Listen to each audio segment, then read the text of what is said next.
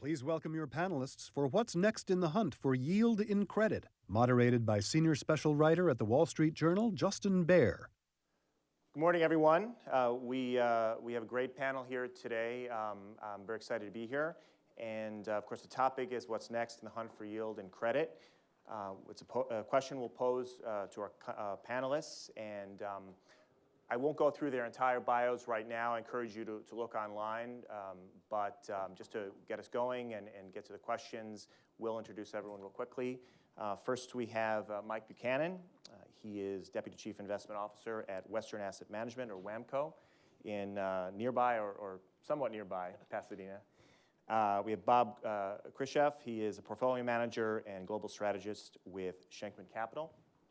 We have AJ Murphy. She is head of global capital markets at Bank of America Merrill Lynch.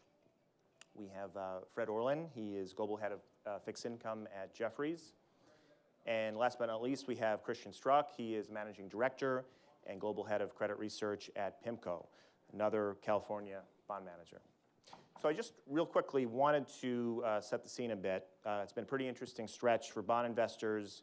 We have new tax changes that will affect the nation's deficit. We have the gap between the 2-year and the 10-year treasuries recently reached its narrowest since 2007. Or just earlier this month, we had the 10-year treasury yields hit 3%, first time in more than 4 years. We have the yield curve that's flattened. Looking out of the next couple of years, we have some $4 trillion in U.S. corporate debt that's set to mature. And finally, we have a new Fed chairman who's just in his 3rd month of the job. So there's a lot going on. The first question I wanted to ask, and pose this one to Mike, is where are we in the current credit cycle? And what makes maybe this one a little bit different from those we've seen in recent years? Yeah, and thanks for inviting me to be on the panel. It's probably one of the most frequent questions that we get asked by our clients. And it's sort of a leading question because I do think there's this perception that we're very late cycle, that we're perhaps even at a turning point in the credit cycle. And the way we see it is that it's dangerous to say this time is different, but we think there's a lot of factors that are going to extend this cycle and already have extended this cycle. We're a good 9 years into it. One is just the severity of 2008, and just the byproduct of that is that it's just going to take longer for risk spirits to build. There was a lot of damage done. If you were a CEO or CFO and you looked at your customers, your competitors, your suppliers, and you saw what happened to those that didn't have control of their balance sheet. So we're not saying that cycle's dead. It's just because of the severity, it's going to take longer. And I also think regulation, there's quite a bit of regulatory tailwind, whether it's regarding the financials or oversight on LBOs. Those things could certainly push this cycle out more than what we've typically seen. Another thing is tax reform. That's probably just an added engine for this particular cycle. So we're not yet seeing signs that we're at or near the end. We still see very conservative oversight by most management teams. And we think that you still have to get a lot of fundamental risks building in the market. And then not only that, you need a catalyst to turn those risks into fundamental deterioration. So long-winded way of saying that we don't think we're at the end of the cycle. Granted, we're certainly in the latter innings of the credit cycle. Gotcha. And just another one I wanted to touch on quickly is the yield curve, the prospects that it might invert, and what might that mean for the market, and most importantly, what do investors do? The yield curve is, you get a lot of different interpretations. It's like talking to people after a really drunken party. Everybody's got a slightly different story about what's going on. Not that I would know what that's like, but the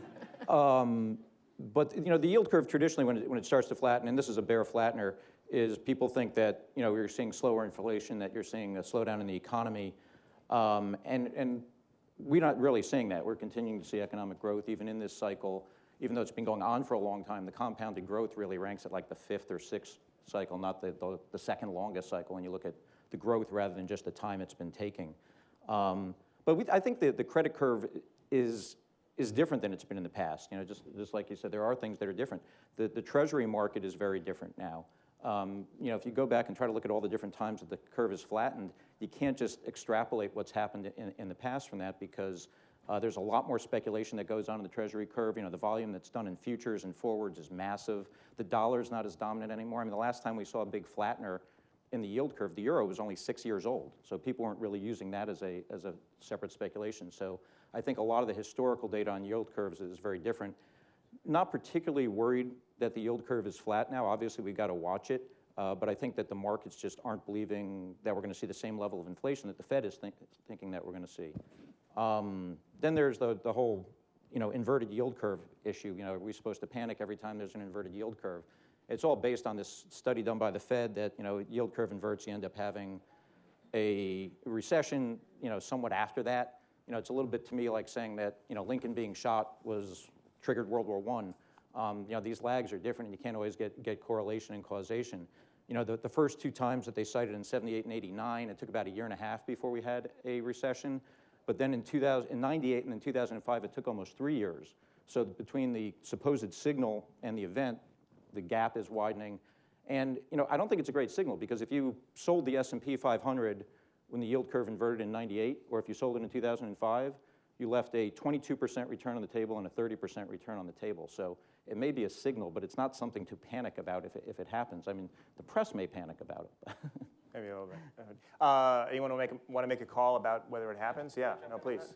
You know, I agree with Bucky. I think that this cycle is very, very different. But we are at a point in the cycle where the risk factors have changed significantly, even from where we were back in beginning of 2017. I mean, you know, the VIX has gone from 9 to, you know, call it 16 or 17. That's also a reflection of the yield curve. The yield curve is telling you that the risk in the market has changed. So we're no longer in this sort of Goldilocks part of the market where everything seems to be good. We're at the point now where if growth is too strong, that's going to be negative, because we're going to get hurt. Rates are going to move higher. And if growth is slowing, that's going to be a concern, because people will start to think we are very late in the cycle. So the risks now are much higher, and I don't think prices in the credit markets have really changed to reflect that. Gotcha. Anyone want to make a call on whether it does invert this time? No. All right. AJ, I want to bring you this on that. There have been some interesting deals in recent months where there has been some pushback from investors. If you just kind of describe maybe this situation with some of them and what that's telling us. And yeah, well, look, I think a month ago, we all sort of got a little bit excited because it seemed like there was a little bit more pickiness on the part of investors and some pushback on some of the deals that were coming through. Frankly, that's sort of gone away in the last few weeks, and we're sort of back to everybody buying everything without reading the documents. But I would say that, you know, we did see a few deals where, you know, as regulation on the lending guidelines has been, you know, peeled back a bit, you know, different firms interpret that different ways. But you do see some very, very aggressive deals out there, particularly in the mid-size, call it the 500 to $1 billion category, where people were just putting through some documents, not us, everybody else, that were totally crazy in terms of the covenant packages. And you did see some deals that got a little bit beaten up or pushed wider on price. In the high yield bond market in particular. The loan market is not seeing any of that. The loan market is as good as it's ever been. The high yield market, you know, to Bucky's point, it feels like late cycle, but having said that, it still feels very, very good. Spreads are actually pretty much where they were a year ago. Bob and I were joking, we're going to just say exactly what we said last year, because not much has really changed other than the yield. But it does feel like high yield is probably not going to get better from here. It's benefiting right now. I think some of these deals are getting through because there is some concern that there wasn't enough of a pipeline really for the foreseeable future. And M&A in high yield, unlike in high grade, has been quieter than people would like to see. And so I think if that picture changed, I think you would see high yield really start to move wider, orderly but wider. But for now, it's still pretty aggressive in terms of documents and structure. Guys, just go back a moment. just to clarify, what do you think the catalyst was for things sort of calming down? Was there a particular deal that came out that people were able to generate such demand that There's a lack of supply. There's just not enough supply. I think that, obviously in high grade, you see that people had expected at the beginning of the year kind of a down 10% type situation because of, tax reform and everything else. And that's really going to be a question of M&A. But the refinancing trade for most parts of fixed income feels pretty over. Not so much the loan side, but for high yield bonds, I think we had a lot of supply last year because it just kept getting tighter, and people thought, I got to do one more deal, I got to extend it out, I got to fix long, and we're not seeing as much of that at all in the high yield bond market, and I think that's kept it trading better than it might otherwise.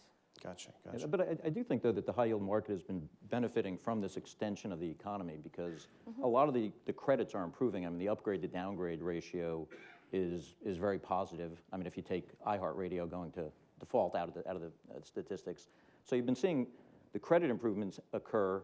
Sort of the power of the story in these names that are doing well, and that's causing spread tightening and helping performance in a lot of the sectors. There's definitely pockets where you're seeing. Where you're seeing a little bit more risk happening and people not, reacting really strongly to bad news. Right. And that's corporate versus LBO a little bit, right? That's a little bit of a tale of two cities. The corporates, I fully agree, and they're actually in large part pretty conservatively levered. But on the LBOs, you're seeing these 7.5 times levered deals and so forth. That's a different, that's a different picture. And it does feel like you're supposed to, we talk about the hunt for yield, which I guess is the actual title here. We're supposed to do a little bit of, just less hunting for risk and a little bit more, balancing that risk-reward type of ratio. I think that's probably right, but I think AJ probably said it. Probably the most important thing that we'll come away with today is it's not going to get any better. So maybe some of the fundamentals will get better, but they better get better given that the economy is as white hot as it is right now. You should be seeing fundamentals improving. But pricing being where they are, it's just not going to get any better. And that's the asymmetry of the leveraged finance markets is always there. At best, you've got a couple points of upside on most credits, and at worst, you've got a whole lot of points of downside, and that's where we are at a point when a lot of bad behavior is percolating into the system in terms of a lot of these LBO deals and structures that are getting done, and so very much we're in the late stages of this credit cycle in terms of how far issuers are going in terms of the structures that they've got. Yes, if you look at broad leverage ratios and upgrade to downgrade ratios, they look pretty good, but they should be good given where the economy is right now. Doesn't mean, I wouldn't really take the other side of what Mike was saying. I do think that you've got a while left where the credit markets are doing all right, but clearly the asymmetry is growing, and that's always a signal to start to take notice. Yeah, I mean, I think another way of thinking about it is we're getting closer to what we were doing back in 2007. So if you go pre-Trump, when the lending guidelines were firmly in place, the leverage on an LBO was typically 6 to 6.5. Then when Trump got into office, it kind of went from 6.5 to 7, and people were sort of taking a little bit more risk. But to AJ's point, now we're firmly in the 7 to 7.5 camp, and investment banks, we behave. We're all trying to make more money, right? And when opportunities slow down, you tend to stretch and you tend to reach and you tend to justify. Well, this deal is going to come to market in only 3 weeks, so we'll take the risk.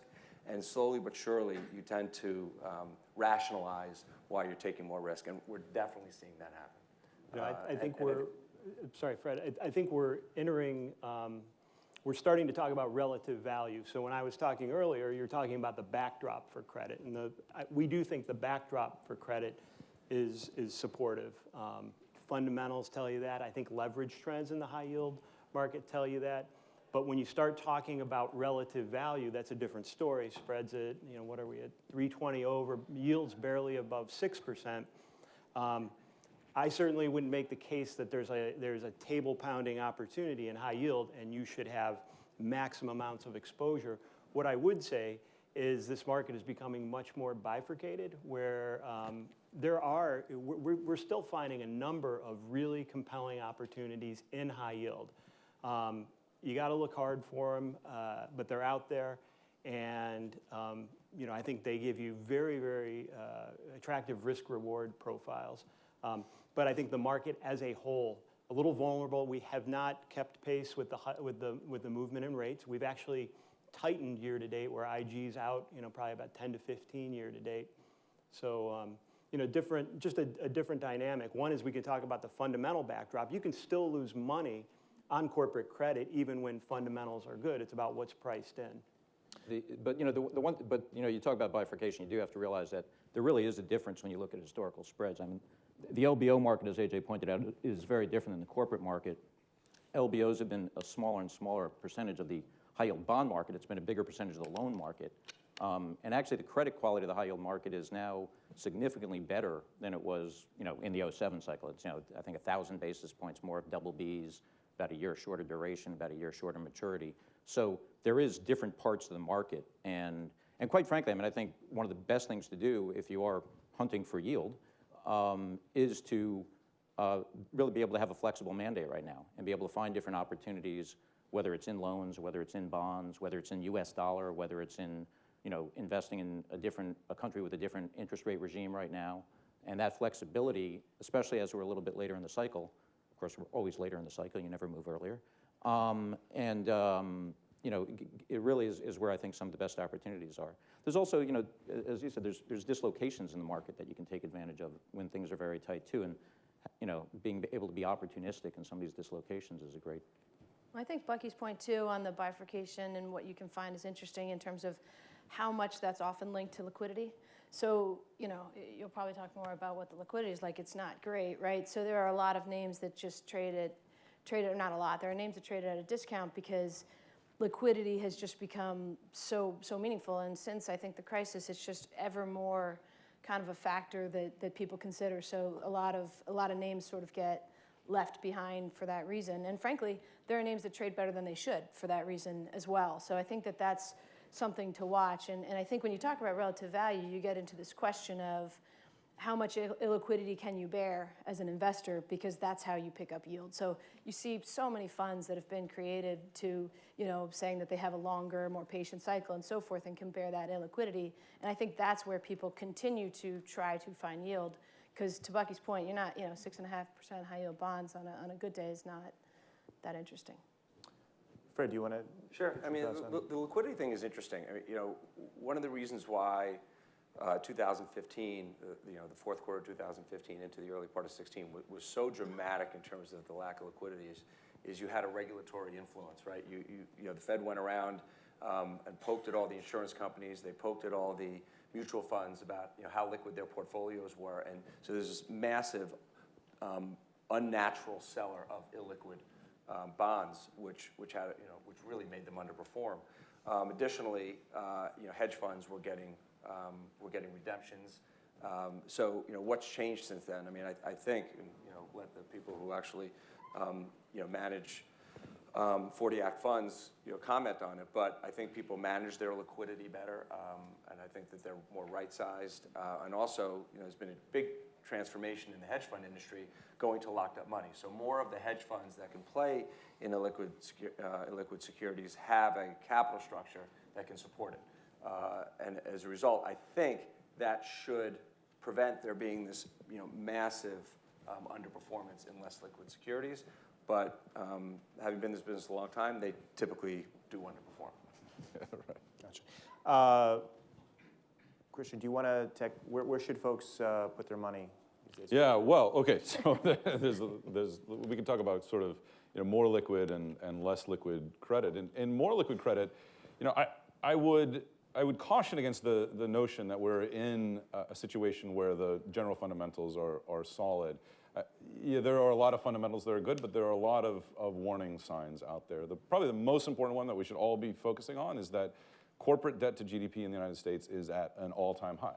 It's above where it was in 2007. It's above where it was in 2001. Yes, private sector debt in the United States is still low relative to where it was prior to the crisis, but that's because residential mortgage outstanding is a lot lower. Consumer credit, ex-student loans is a lot lower. But the corporate sector has been on a binge in terms of borrowing. The core high yield market doesn't look so bad, especially after the energy sector cooled down. But the IG market, there was $2 trillion of IG debt outstanding prior to the crisis. There's now $6 trillion of IG debt outstanding. In the bank loan space, the high yield market has been relatively tame in terms of issuance, but bank loan issuance has been on a complete tear. There are 95, at last count, 95 CLO managers out there that they can't all have fully staffed analyst teams. They can't all be reading all the documents all the time, as you notice. So there is a fair amount of bad behavior out there and a couple of warning signs in terms of credit fundamentals. And certainly at the individual sector level, there are some deteriorations going on. You can look kind of across the board at sectors like cable, we were talking about prior to this, where free cash flow is essentially zero because every dime that you generate, you have to pour back into CapEx. Telecom is similar. Look at utilities, look at auto, there are all of these spaces that are getting disrupted, and yet, again, with the asymmetry, you're not getting paid for that disruption risk. That said, if we look at the less liquid side of things, both in instances when the market is selling off, and we've had a couple instances of that this year, and certainly 2016 was a good year, what you see is that a lot of lesser known, lesser understood sectors where the analyst community has really been vacated. I mean, one of the things that you need to remember is that there are just many fewer credit analysts out there right now working. The sell side has a lot fewer. Even the buy side has a lot fewer. So things like I highlight where Fred works, Jefferies. Here's a broker. Every time the market starts selling off, people who don't really know the details of this place say, "Oh, it's a broker, so it must be exposed to illiquidity," and start to exit. So some of those specialty finance companies can be really interesting opportunities. And then private credit, which we can talk about some more, but private credit for us is probably the most interesting, but very much a mixed bag. Private credit for us is kind of a lot of different asset classes. There's the traditional direct middle market corporate lending, but there's also residential lending, commercial real estate lending, consumer lending. That is still, in many ways, a very interesting opportunity set where the asset management around that business is only just starting to get going, and there are still some, not empty, but less crowded opportunity sets out there. That said, some are getting crowded, like direct middle market lending. Christian, I definitely want to hit private credit. First, just to follow up on one thing you mentioned, the triple-B market has just grown pretty dramatically. And I'm just wondering if that's something that you're worried about as much as some of the other things you... Yeah, right. I mean, you can't really compare the IG market of today to the IG market of pre-crisis because so much more of the IG market is now triple B, and that's a result in large part of a lot of the large single A issuers saying, in a world of very low interest rates, and especially pre-tax reform, in a world of trapped cash offshore where I need to fund share buybacks, maybe the optimal balance sheet, maybe the optimal capital structure for these larger companies is triple B as opposed to single A. So there has been a significant migration. Now, the vast majority of these companies are fine. You get into recession, they might go from triple B to triple B minus at worst. They've got a lot of levers. They've termed out a lot of debt, so that's okay. But the fact is there's a lot more debt in the system. There's a lot more refinancing risk in the system that has to happen.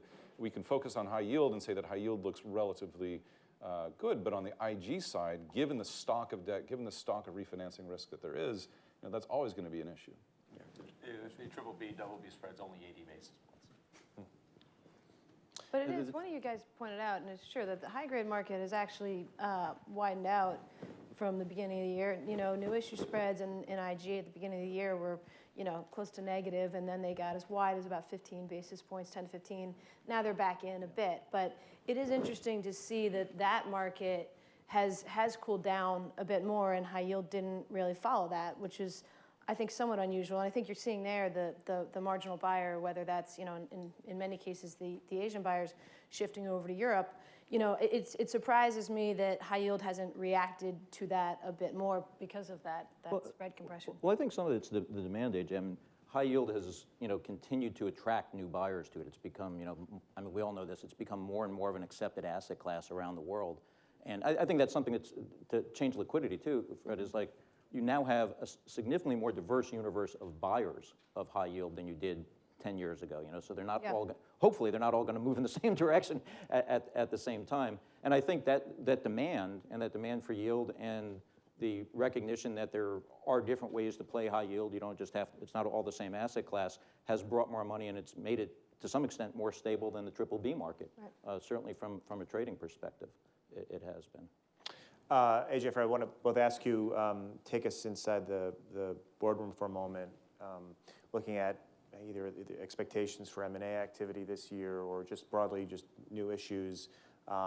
What are those folks thinking about in terms of as they look out this year for raising debt or refinancing? What are some of the... Well, look, every year for like the past 8 to 10, we've said you better go now because rates are going to go wider. Right, it's been absolutely wrong. Terrible advice. So, you know, we still say it, and we're saying it again. You know, I think they believe us now. A little bit of movement sort of helps that. But look, as I said earlier, I think that the refinancing trade, the fixing long piece, I think a lot of corporates did that. A lot of people, both, you know, triple B on down, did take their, you know, take their stacks out quite a bit. I think M&A is the question. I think everybody's looking for growth. I think it's hard to find it organically for most companies. You're starting to see a little bit of pickup in CapEx spending, but for the most part, I think people feel as though they're going to need to buy it. So I think that's really the focus, which is the same old: how big a deal can you do? How levered can you be?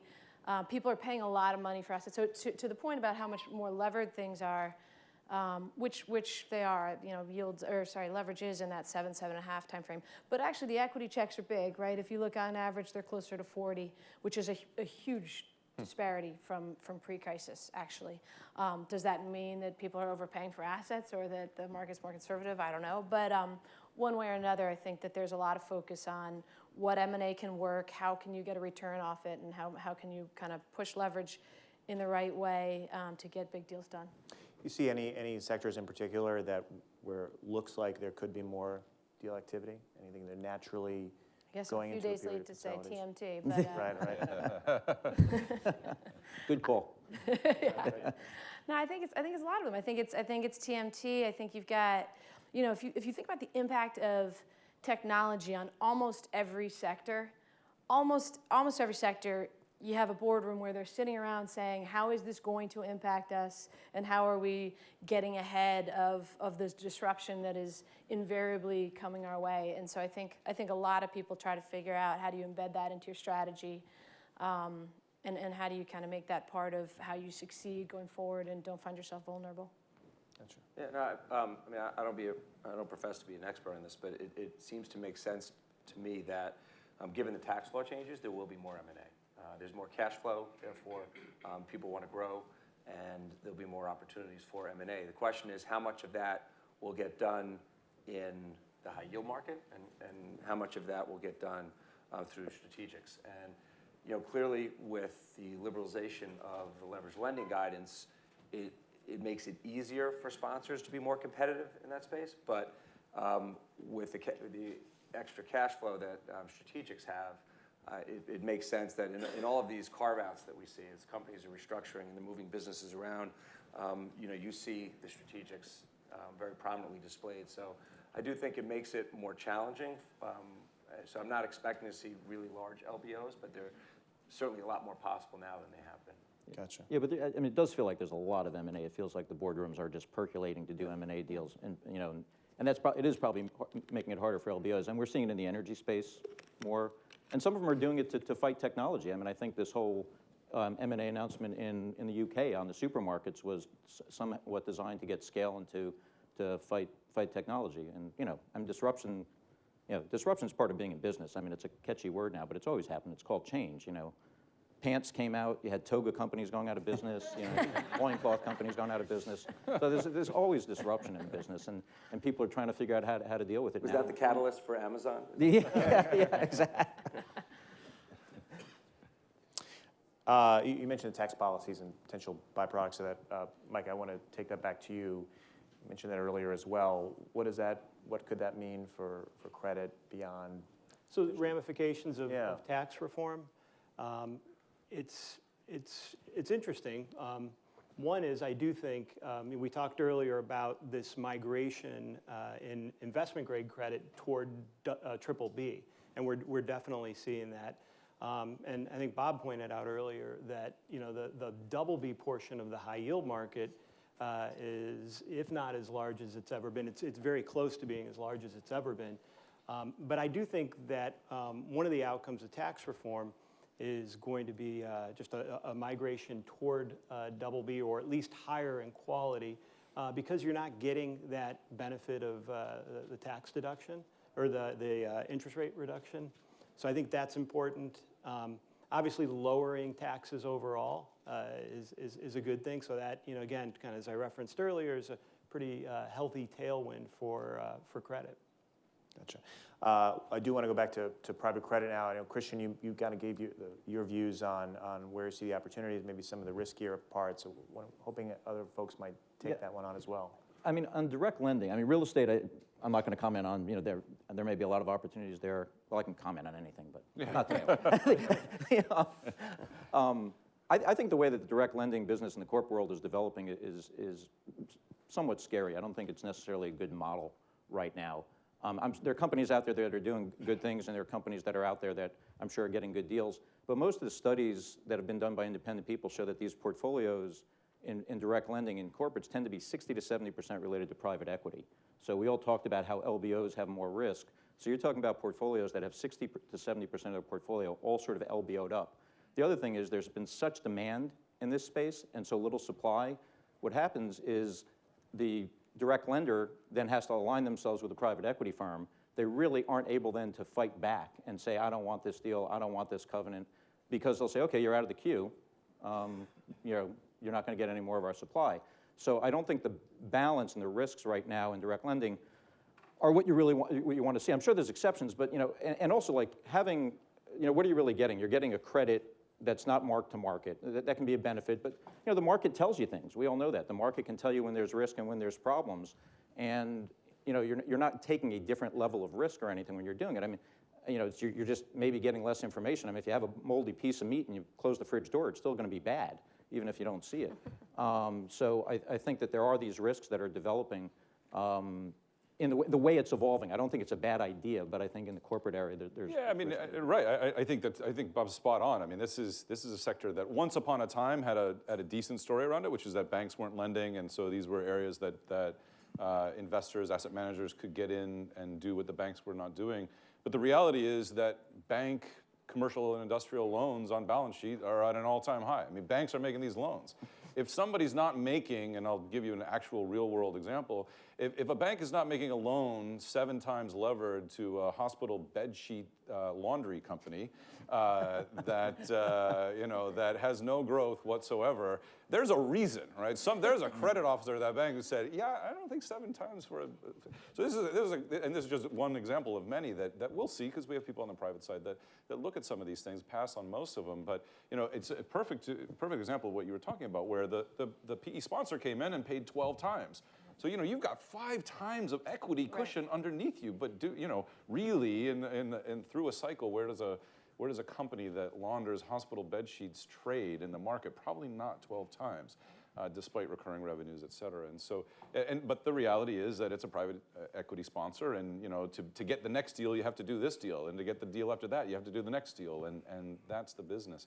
The opportunity is getting out in private credit more broadly, getting out into the really less trafficked areas, like I mentioned, residential lending is really interesting right now. It is true that if you are a small business person, a lawyer, an accountant, a plumber, what have you, that doesn't have a huge private bank relationship with Merrill Lynch, where you'll get a loan from Merrill if you've got a really large relationship with them, but it's tough to get a loan because you don't have a, well, yeah, true. It's tough to, if you don't have a W-2, it's tough to get a regular way residential mortgage, and so what's called non-qualifying mortgages. It's high quality, high FICO score, 30% down, so 70% LTV, but a loan that is made at 7%. I mean, that's a great asset, and it really is a much more pure way to capture this regulatory arbitrage, where there are still regulations that block banks from doing things, and that to us is the better opportunity. Yeah, I agree with think Bob. Sorry, go ahead, Bob. I think that She was going to agree with me, though, so I wanted to hear what you said. Well, let me say this, because I think she's going to agree with me. I think this trend toward direct lending or private lending speaks to a development in the market, and that is that our clients, the institutional clients we're talking to, understand there's this trade-off between liquidity and yield. And quite frankly, they're in many cases, they historically had been paying for liquidity that they didn't really need. They weren't utilizing it. They're long-term tactical investors that didn't need to be taking advantage of daily NAVs and getting in and out. So the idea, and one of the motivations here is that, look, we're all trying to understand where liquidity is right now. We recognize it's challenged. We recognize it's fragile. It can change at a moment's notice depending on what the backdrop in the market feels like. So if you don't really need that liquidity, why not go to an asset class, whether it's corporate credit, whether it's residential lending, commercial lending, where you can extract that illiquidity premium and get much higher yields, much better structure.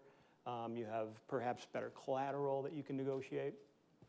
I think the risk is that when things go wrong, you don't have the liquidity either. And the investor may be happy to be in the fund, but when you have an individual investment that goes wrong, you don't have that liquidity. So you're right. Well, I mean, that's a decision that the asset allocators have to make. They have to make that, that there's an absence of liquidity. So due diligence is really what the foundation is there.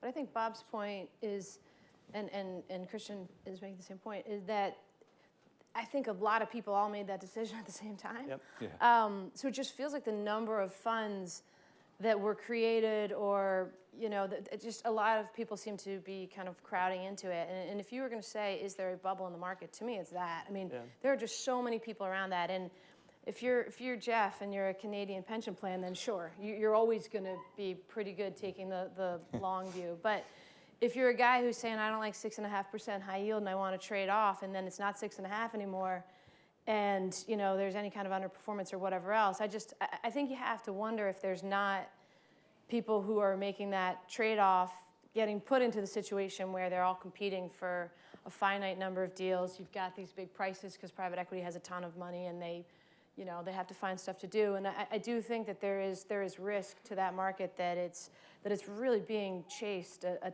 ton right now.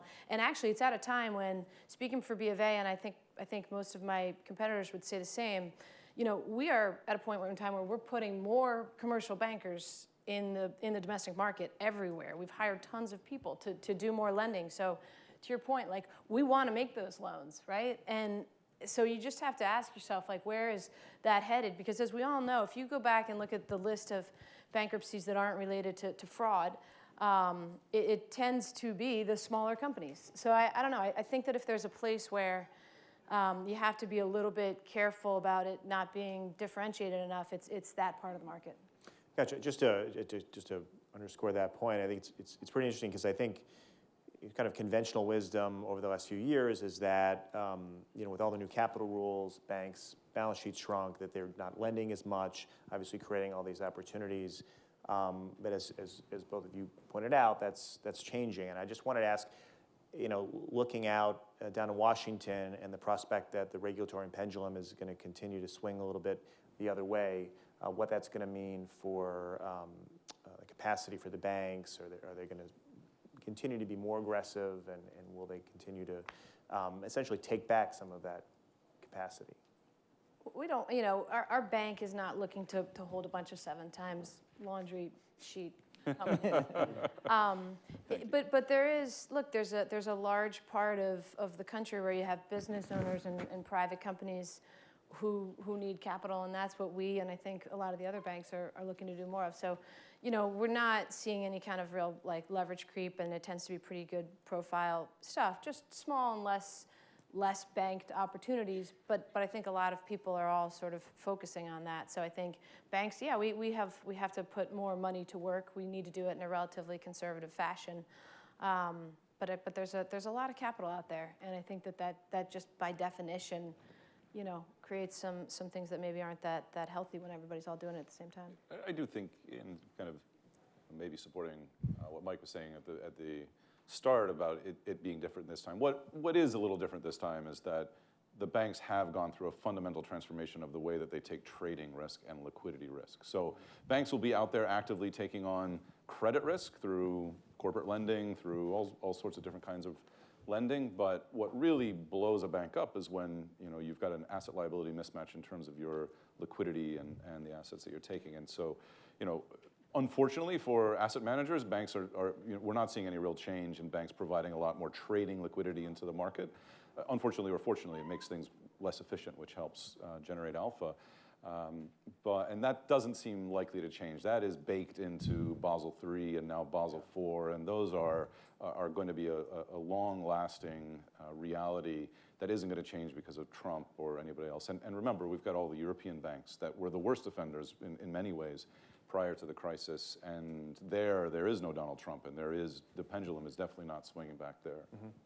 But I don't think it's a bad thing that there's more risk being introduced into the market. I mean, there have been societies that have tried to, homogenize everything, and it hasn't ended well. And we don't want Stepford investments here. I think there is risk. I mean, we actually, Kristen, we've been hiring a lot of analysts, so we actually have more research people, and we want to be able to differentiate between the risks. And different investors want different levels of risk. It's okay. It's not everybody doesn't want to invest like my father. People want to take more risk, and I'm not picking on my dad, but people want to take more risk, and I think it's okay that there's some risk in the system, and that sometimes things go wrong, as long as it's not in our portfolio. I think it's fine. It's just like kids have to get exposed to germs to get antibodies, and you got to let kids, go out and fail, otherwise they won't learn how to, they'll all become 18-year-olds who act like 3-year-olds with car keys and stuff, and you just need to have that risk in the system to kind of, and let people make the choice. I don't think it needs to go to extremes, but I think it's okay to have a couple of laundry companies, as long as we don't buy them. Sure, as long as you... we can buy them after the restructuring. Right. Do you agree that in terms of inventories at the banks, we'll see that, we're not going to see that start to pick up? Well, as much as I ask Fred, he never shows me the inventories at his bank. So, I think the banks in general have adapted really, really well to the Volcker rules. I think initially there was, a dearth of liquidity out there. And I think very highly of Mr. Volcker. He's a fellow Teaneck High School graduate and everything. But I'm not sure what they were trying to accomplish. I think they were really going too far with that. And I think the banks have adapted, and they've been able to add liquidity. I think some of the technology that's come into the systems have helped liquidity. I think there's been a bit of a, and AJ can probably talk about this, I think there's been a bit of a transfer of the risk too since Volcker came in. It's gone from daily trading liquidity to bridge loan risk, so it's a little bit more concentrated and everything. But I feel that the banks have really done, especially Jefferies and Bank of America, have done a really exceptional job adapting to add liquidity to the market, and the new entrants into the market I think have helped a lot. But I think most of the banks are using the capital really pretty wisely. I don't know, AJ and Fred. I think the biggest impact from the Volcker rule really was the shedding of the sort of bank-owned hedge funds. Right? There was so many of these hedge funds around, and so many people were taking risk and doing various different strategies that actually added to the liquidity that we had in the market. So, I mean, we talked on the liquidity panel a few years ago. I think that's one of the largest catalysts to the decline in liquidity, because you have less people doing different strategies, so less people zigging when other people are zagging. But I also think that has taken a lot of the risk out of the banks. It's less about their flow trading desks. It's more about the proprietary trading that they were doing in various different parts of the bank. That was where the the undisclosed, the London whale was a great example of that. And ETFs have helped liquidity too. I mean, they're not a great performing asset, but in high yield. But I think they've helped liquidity to some extent. Yeah, let's get to that. We've seen such growth. Obviously, the story's pretty well known in the stock market in terms of ETFs. But on the bond side, look at the last 5 years, and I think most of those years we've seen them better inflows than the active funds. And just looking at it, the whole thing holistically, what has their rise meant for the market and for investors and issuers? ETFs are in terms of their design, they're elegant. They do work, within the confines of reasonable volatility. One of the things that's happened, though, that we see is that, you're right, that ETFs have garnered more and more of the inflows on a relative basis going into high yield retail. And ETFs don't necessarily, they're not chasing value. What they're trying to do is replicate the performance of the high yield market in general, or whatever market that the ETF is operating in. So they go out and they buy the biggest issues, ones that are the best representation of that market. And I think, especially in times of heavy inflows, that a lot of those bonds can become intrinsically rich to their fundamental value. And said another way, if you're willing to kind of look off the beaten path, if you're willing to take on some less liquidity, you see a greater dispersion there in terms of just relative value. So I think that's one of the things that when we see ETFs and how they've evolved, that's something that we see that's very apparent in the market. But like I said, we use ETFs to a small extent to help manage the liquidity of a lot of our daily NAV funds, whether it's JNK or HYG, just buying and selling those. And they definitely work, like I said. But I mean, ETFs have not, their stated goal, as you said, is to copy an index, and you could argue whether any of the high yield indexes are really indexes. They're almost more buckets. But the ETFs have done a bad job of it. I mean, they've underperformed the index pretty regularly. So it's not a great performing asset in high yield. And some of that's because I think the semi-liquid nature of the asset class, and some of it I think is because of all the nuances of a capital structure that may have 12 different bonds in it, all with slightly different performance nuances and things like that. Well, I think some of it relates to what I was saying too, that just, money's coming in, you keep buying the same bonds, Yep. They keep buying the same bonds over and over, and then in outflows, it's the unwind of that. Yeah, I mean, the ETFs have also, I think they've added they've helped a different type of investor come into the market. So you think about all the robo-advising that's going on. It makes high yield much more accessible for RIAs and various other sort of asset allocating functions for retail investors to get access to the market. But I think it also adds to the over-concentration that people have in the generic high yield market. And if you think about, to me, where the risk really sits right now is all the people that own the sort of basic generic large cap high yield, because that's what their mandate is to do. So, and that to me is the part of the market that is overly rich, and it's also the part that people haven't really done their homework. We talked about some of the risks and the various different, you rattle off a bunch of them, cable, some of the stuff that's going on in energy. This is where people will get hurt, and this is where sort of the lambs go to slaughter. And I think that in order, in the sort of getting back to what we're talking about here, like the hunt for yield, I think that to the extent that you can within your mandate is to get away from that part of the market. And so to me, like what people should be thinking about is one of the ways that you can do this, I think, would be take advantage of the yield curve, make the yield curve work for you. So go for floating rate assets. I mean, if you just look at the way the loan market right now, to me, offers significantly more value than the high yield market. Clearly from a duration standpoint, from a duration risk standpoint, also from where you are in the capital structure, but also just looking at the relative yields. I mean, if you look at the loan index, and if you believe the forward LIBOR curve, now that's a whole nother conversation. But loans yield close to 7%. Now, if you just look at it on a very basic current yield basis, you're close to 6% on a typical loan, where the high yield market is roughly 6.25% right now. So it pays to clearly take some of the generic risk up the capital structure. So what I would just kind of throw out there for how to outperform in this market, again, I'm going to use an example that might not be perfectly applicable to everybody given their investment constraints, but you should be thinking about is, you could construct your portfolio with, for example, buy the single A part of the CLO liability structure, where you have roughly 20% subordination.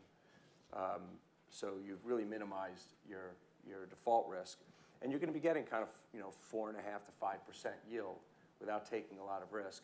And then you can use the other part to do what Bucky, you were saying, that there are a lot of interesting opportunities in the high yield or in the leverage finance markets where you can sort of bifurcate it. So go for areas where you feel that you have an edge. And for example, we've doing a lot in litigation claims. We've been doing a lot in liquidation claims. where we think that the risk, our base case is for 15% returns. Now, not everybody can play in that. I recognize that, but you can pick the spots where you have analytical competitive advantages and kind of bifurcate the portfolio and try to get away from the generic high yield stuff where everybody is, there's structural longs there that are probably going, it's crowded trade, probably going to get hurt. Yeah, I mean, being able to be flexible in the leverage finance space is critical, I think, at this point. Because, I mean, the economy's doing well enough, you don't want to just go into a bunker and eat canned beans and root vegetables. You do want to be able to get out and capture some of this economic growth, and, some of the traditional ways aren't always the best ways. So I think to be able to move around between, loans at times or other currencies, other jurisdictions, convertible bonds, all of these things. We don't go into the trade claim area at Shenkman Capital, but I think they're fascinating areas. And being able to do that to really design whatever your client is trying to achieve. Not everybody just wants to try to outperform the Bank of America index. It's, different people want different mixes of risk and reward. And being able to move around the leverage finance world and credit is I think, really the best way to do it right now. But Bucky's point's interesting on, and we were talking about this earlier, in the liquidity versus yield trade-offs. But the names that are big index names, it tends to turn out to be a handful of them, and on bad days, everybody's selling the same bonds, right? And it's interesting because you then start to see that bonds are overvalued, probably because of their liquidity. And you have to ask yourself, at what point does it start to look more like the equity markets, right? Where actually, you get a block trade coming in for something that's super liquid, and it has to be at a steeper discount because it's so easy to pick up. And it's a question of when do you hit that inflection point, because some of these capital structures have become so enormous and so ubiquitous, and people aren't doing the credit work on them anymore. And at some point, when do people sort of say, like, wait, I can buy that really easily any day, and I don't need to buy the new issue unless you're selling it to me pretty cheap? And I don't think that day is very far off for some of the bigger complexes out there. Gotcha. Just real quickly, I want to run in a little time. The new Fed chairman, as a credit investor, what are you looking at? What are you paying most attention to in terms of the speeches and comments from the Fed these days? Want to do it first, or? Yeah, sure. I mean, we think that Powell is really a continuation of Janet Yellen. You got to remember who put Powell there. It's a president that likes growth. He likes to tout the stock market. There's an assumption, or at least by us, that he's got a dovish tilt. The market's not recognizing that right now. I think the market, if anything, is kind of going the other way and really labeling him a hawk. And that's really what's driving the volatility, we think, is that this fear of rates and the fear that the Fed is going to mindlessly or blindly just hike until it breaks the economy. I do think they'll look through the first quarter, and I think they'll stay on track. But I don't think it's a foregone conclusion that you're going to get 3 more hikes this year. And I do think if you look at what's being priced in with 5-year rates, 5-year forward, the market's pricing in a lot of inflation. Market's pricing in pretty robust growth, despite a flattening curve. So there's some mixed signals there. But anyways, our long story short is we do think that the Fed is still, it has a dovish spirit to some extent, but obviously they do want to normalize the rate environment, and that's what they're doing right now. Our conclusion, I think, is similar to yours. I think the way we get there is pretty different, though. We do believe that it's more likely to just see 2 hikes than 3 here. We do think that there might be a dovish bent here to this current Fed, but we would take the stand that this Fed is very different than what we've had the previous 14 years. You had 14 years of Bernanke, Yellen, Stanley, Fisher, very, very model-driven. Fisher and Bernanke are MIT. If you've been around economists, which is not the best place to spend your time, but they believe in their models, and they're very reluctant to change them. Here we have Powell, who came from the private sector. Fisher, Bernanke and Yellen, none of them ever worked in the private sector. You got to remember where you come from. It doesn't influence how you act. Powell has been in the private sector a long time. He's trained as an attorney. Clarita, the vice chairman, worked for Credit Suisse, worked for PIMCO. So I think that he has a bit of a private sector bent. I think they will be react much more to the markets. I think they're going to wait and see. They're not going to be hung up on their model and sure that their model is more right than the markets.